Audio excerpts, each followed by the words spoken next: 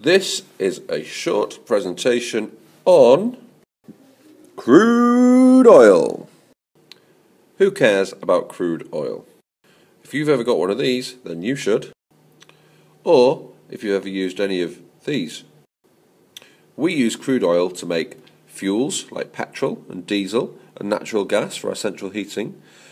But we also use it for things you might not think of, because we use crude oil to make polymers, which are the plastics you use in things like iPhones. Well, everywhere. You use plastics and polymers everywhere. But crude oil is non-renewable. That means we can't easily get more of it. In fact, crude oil is notoriously difficult to get more of.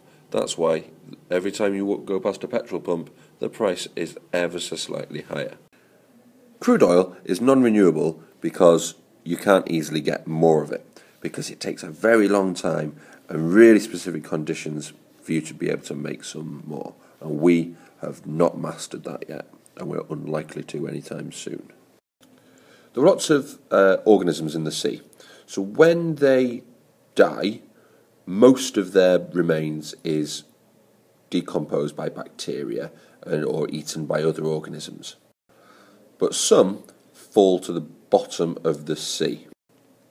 When they're at the bottom of the ocean, or the bottom of the sea, or the bottom of the... and we end up in a situation a bit like this.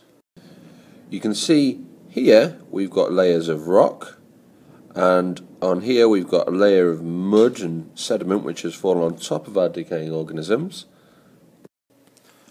And what happens now is that we get some pressure forming from this mud and other layers that will start forming on top, and so we get very, very high pressure.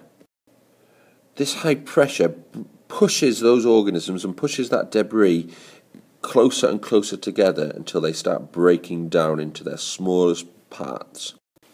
Not only do we have very high pressures from the layers above, we also end up with very, very high temperatures. Now those high temperatures come from the mantle beneath the layers of rock, the layers of sediment. This doesn't sound like enough to make our crude oil completely non-renewable. A really important thing we've got to remember is that not only is it very high temperature and pressure, but also this is taking a very long time. Crude oil was started to form millions of years ago. And that high temperature and high pressure took millions of years to act on those dead organisms and to make our crude oil.